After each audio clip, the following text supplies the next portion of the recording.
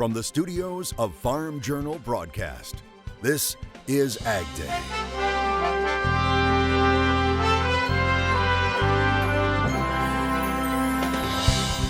Coming up on AgDay, back on the farm and back to work, how one man is overcoming obstacles. African swine fever, it's opening up opportunities for U.S. pork, but not without concern. We have never seen a situation like this with this particular disease. We take an in-depth look, and we've seen expansion in the U.S. beef cattle herd for a while now. How much longer can it last? AgDay, presented by the all-new Chevy Silverado, the strongest, most advanced Silverado ever.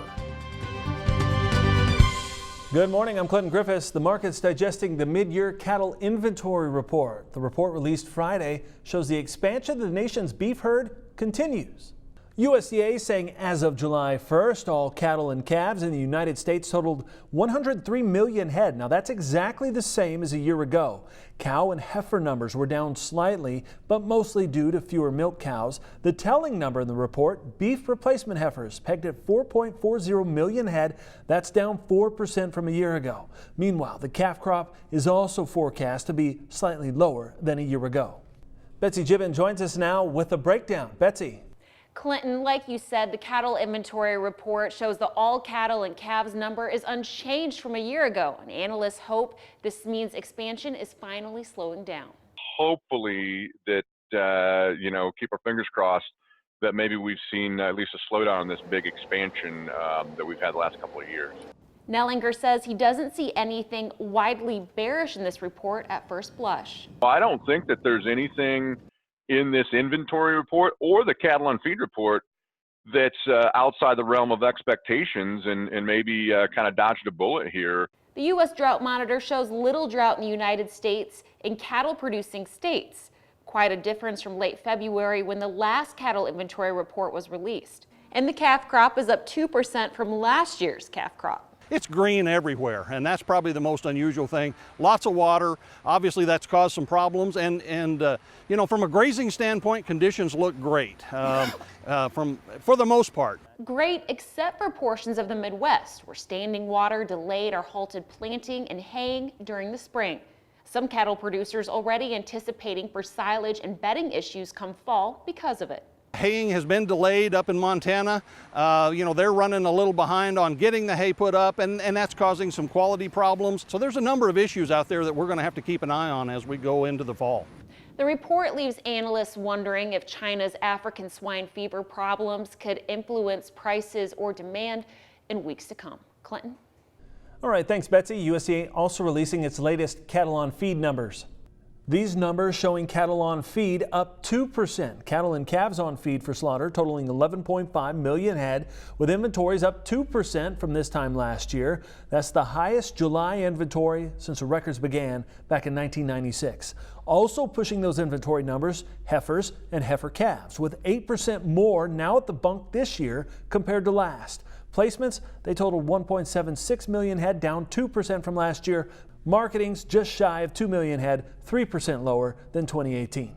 Another big report we're expecting in a couple of weeks, the August crop report. That's after USDA announced in June it would resurvey for that August report. And now our news gathering partners over at Pro Farmer are reporting that corn as a cover crop will be included in total corn plantings. A spokesman for the National Agricultural Statistics Service says it will use every piece of information available to make the August crop estimates, including certified acreage data, even though it won't be complete. NASS typically doesn't incorporate certified acreage into its corn and soybean crop estimates until October, but this year is not a normal year. The U.S. Trade Representative confirming the office had a second phone conversation with Chinese officials. Robert Lighthizer and Treasury Secretary Steven Mnuchin spoke with their Chinese counterparts. They did not signal which officials the two talked with, nor provide any information about what was discussed. A Chinese news agency saying the talks were with Vice Premier Liu He, and the two sides exchanged views on implementing the agreement between President Trump and Chinese President Xi Jinping in Osaka, Japan. Now, the agency reporting the two sides also discussed the next steps for the consultation. The National Pork Producers Council has called the African swine fever crisis in Asia the greatest opportunity for U.S. producers in history, even as a Chinese government release claims ASF has been contained and that blockade orders in some 24 provinces have been lifted. Regardless, the world's largest hog herd has a long road to recovery. Pork production in the U.S. has been on an incredible run. USDA's latest hog inventory counted 75.5 million hogs, the most since USDA began the June survey back in 1964. We've gone from basically 1987 as a net importer of pork to today we're export about 25% of all the product grown here. Herring making those comments recently to a House Ag Committee on the status of the livestock industry. And while numbers are up, sales have been a challenge. China is the largest producer, consumer, importer of pork in the world, but at a 62% tariff rate, U.S. pork producers are losing $8 per animal or $1 billion on an annualized basis. An ongoing trade war and trade negotiations limiting opportunities even as China deals with an unprecedented challenge in its own herd. We know that Chinese inflation, food inflation in the last month was up to 8%. That's the highest we can find in roughly 4 years. And so there's definitely a need on China's part to have more protein imports. According to its Ministry of Agriculture and Rural Affairs, China's pig herd shrank by nearly 26% in June compared to June of last year. The sow herd, which is what impacts future production, is down nearly 27%. We have never seen a situation like this with this particular disease. Veterinarian Dr. Andres Perez works for the University of Minnesota. He's an expert in these types of diseases and says biosecurity is important. African swine fever is extremely difficult to control because the virus survives under very extreme conditions. So the virus will survive extreme heat, extreme cold. It will survive in contaminated products over an extended period of time. Biosecurity is tightening in China at farms, feed mills, and in transportation, as evidenced by increasing sales of disinfectants and truck washes. The Chinese will just have to live with ASF. We don't think a vaccine or there'll be anything readily available that'll stop their problems. We think this is something that will prevail for the next 5 to 10 years. Which is also a reason to keep ASF from ever finding its way to the U.S.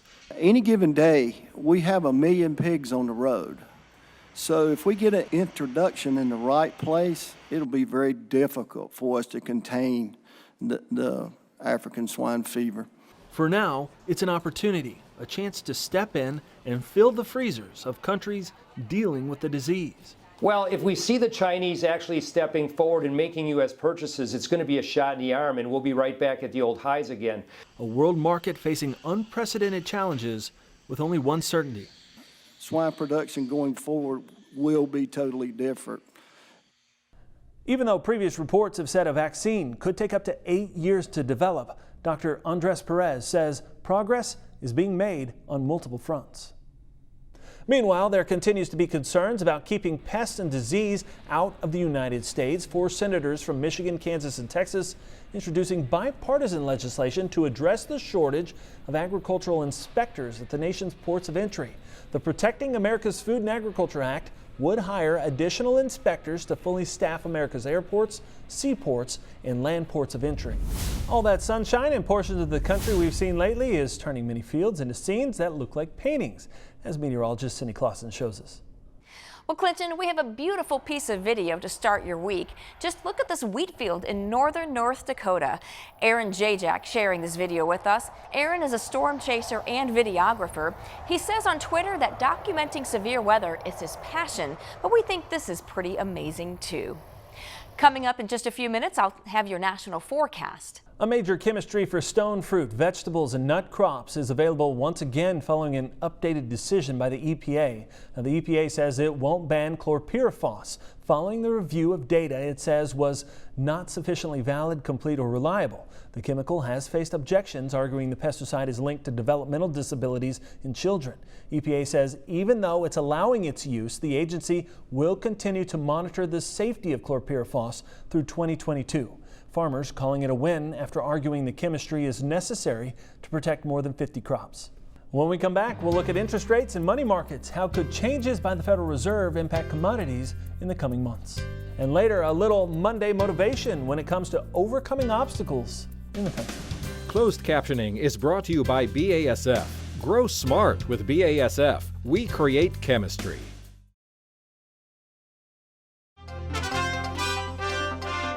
Syngenta is reporting a 34% drop in first half net income. First half sales fell 7%. The company's chief executive officer saying historic flooding in the U.S. along with severe droughts in Australia and Indonesia are to blame, along with growers continuing to face challenges with trade issues.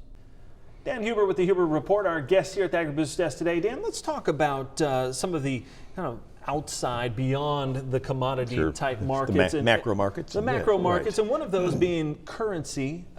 We've talked a lot about interest rates, the value of the dollar compared to some of our competitors around the globe. Where do you see that market sitting, and what are the big unknowns that we're watching for? Of course, and I don't know if it's so much of an unknown at this point, but we do know the Federal Reserve has stopped raising interest rates. I mean, that is a known. When are they going to begin to start trimming them? The market believes it'll come here at the end of July. We'll probably see a 25-point basis cut. Do you think we'll trim it back? Oh, I think so. I think it's almost guaranteed at this point, unless something really turns negative on economic growth, or we see something that. Like I say, a surprise, because right now it would be surprised to see much of a turn down or big change in the employment numbers. So how much further they go is the next question. And of course, you're getting a lot of pressure from the White House, which raises a whole another realm of question marks on the independence of the Fed and how they should operate and what's going to signal what they should do. But I think it's going to go lower. The problem is you have about every other central bank in the world looking at using some kind of boost to their economies, be it through lower interest rates or be it through just pumping money into the economies. And of course, that it could turn into somewhat of a race to the bottom on who can devalue their currency the quickest. And so far, and again, it's the old adage that maybe we're just the best looking horse at the glue factory. Hopefully that's not the case, but the dollar has maintained a very solid strength. But that strength in the last year was almost all predicated on higher interest rates. And now that that's stopped, you would think we'll turn in the other direction. But like I say, the question mark becomes, will others try to devalue their currencies quicker than we do? So. Yeah, how is that, or how do you anticipate that may impact kind of the flow of money and funds into commodities? Well, I think it has a major impact. And I guess I've maintained all year that because of where the dollar stood in relationship to commodities, where the dollar stood in relationship to other currencies, we did not have the momentum yet to really carry, the corn market in particular, but beans to wheat to a certain extent, up into new highs. And really all we've done at this point is carry the price of corn, most specifically up to what's been the lid on prices for the last 4 to 5 years. We're going to need another element, and either that's a more difficult problem in the production side of it, or we need to see that dollar to break to psychologically push us through that barrier. And to date, that just has not happened just yet. All right, will be something we'll watch for. All right, appreciate it. Thank you, Dan. We'll be back with more AgDay coming up here in just a minute. For a free 2-week trial to Jim's daily global market letter, call Bauer Trading toll free at 1-800-533-8045. The IBM Watson Decision Platform for Agriculture, helping to feed a hungry world with the power of AI.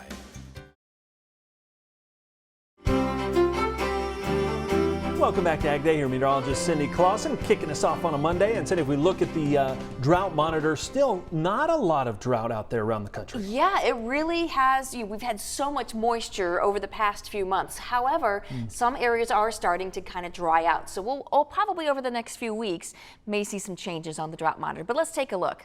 And we continue to see very little dryness across most of the country. The driest parts are in the northwest into the southeast. You also have a little bit of dryness continuing in southern Texas and the Four Corners region. But for the most part, this is looking good when it comes to drought. However, as I mentioned, we are starting to see some drier pockets, so we might see some changes on this map over the next few weeks. All right, as we take a look at what we have in store for us over the last week, over the rain, you could see where Barry was and that heavy rainfall all the way from the Gulf Coast states up towards the Boot Heel of Missouri. We also had a fair amount of rain in the north as well, but you could see well over 8 inches was the estimated precip, and obviously we had some areas a little bit more than that. So heavy rainfall down along the Gulf Coast states, and then the other area has been along a sort of stationary front that we've seen across the upper Midwest and into the northern plains. Let's take a look at how things are shaping up on the jet stream. We have a trough that's going to be bringing some slightly cooler air to upper parts of the Great Lakes, but a big strong ridge in the western U.S. is going to keep things on the hot side there. As we get into the middle part of the week, perhaps some stormy weather for the northeast, but we're going to be seeing some dry, mostly dry and very hot conditions in much of the western part of the country as that ridge really holds strong. And as we get into the weekend, still continuing those warm temperatures across much of the U.S. As far as temperatures, though, most of that's going to be with that big ridge in the west. You can see above normal temperatures there, a little cooler than normal because we might see slightly more rainfall in spots, and that's why we see that in kind of the southeastern part of the country, but temperatures above normal down in Florida. Precipitation wise, above normal in much of the southeast, and of course down in the Four Corners region for this time of the year. Perhaps a little dry though as you get into the central and northern plains and through the Corn Belt into parts of the northeast. Over the next 30 days, we expect to see warmer than normal temperatures along the east coast, along the west coast, and in some of the southern plains and the Four Corners region. Maybe a little bit cooler than normal in some of the northern plains. And looking at the precipitation, a big one over the next 30 days, and it looks like we might see some wet weather in a lot of the Corn Belt, central and northern plains, a little on the dry side in the northeast and in parts of the southwest. That's your national forecast. Now let's check on the weather where you live. Joseph City, Arizona, mostly sunny, slight chance for storms with a high of 94 degrees. Jamestown, North Dakota, mostly sunny with a high of 80 degrees. And Johnson City, Tennessee, showers and thunderstorms possible, high of 81. Up next, Machinery Pete with a rare find. Hey, stay tuned folks. Coming up, I'll tell you about some amazing John Deere tractors coming up at auction the next 2 weeks. Introducing Farm Journal TV, on demand 24/7. AgDay, Machinery Pete TV. U.S. Farm Report on your phone and tablet. Download the Farm Journal TV mobile app today. Closed captioning is brought to you by BASF. Grow smart with BASF. We create chemistry.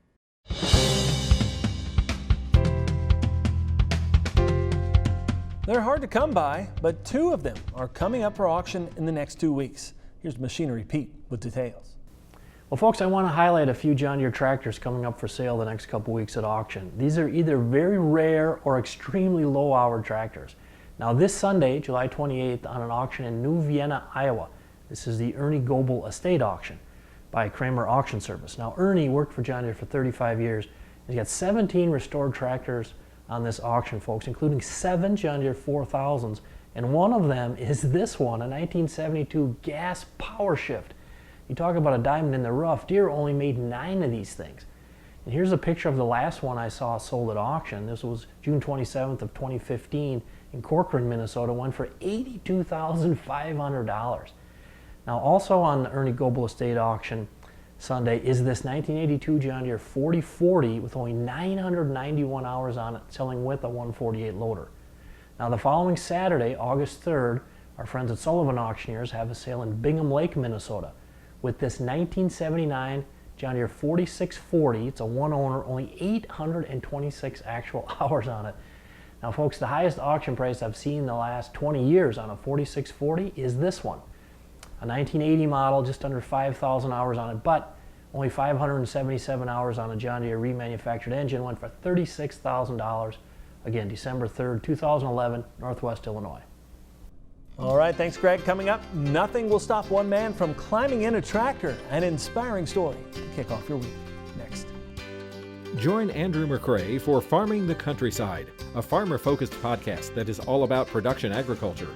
Farming the Countryside is available wherever you listen to your favorite podcast and is brought to you by Nutrien Ag Solutions, the world's largest provider of crop inputs and services.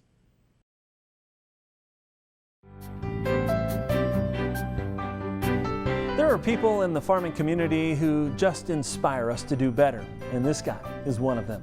His name is Dennis Kowalski. Dennis lives in Ray, Colorado. That's in far eastern Colorado, and just look at him doing everything he can to get in that tractor. And this moment is a small miracle. You see, in August of last year, Dennis was in a car rollover accident, ejected from the vehicle. He suffered a broken back and damage to his spinal cord, leaving him paralyzed from the waist down, but nothing would stop him from getting back out there and back to farming. Dennis tells us he's been farming with his grandpa since the age of 7. He says he plans to go to college next to study production and precision ag, and he says he hopes his story will prove you can do anything that you want to do. Thanks, Dennis. Quite the inspiration there. We hope that gets you going on this Monday morning. Of course, we're glad you spent time with us. From all of us here at AgDay, I'm Clinton Griffiths. Have a great day out in Farm Country.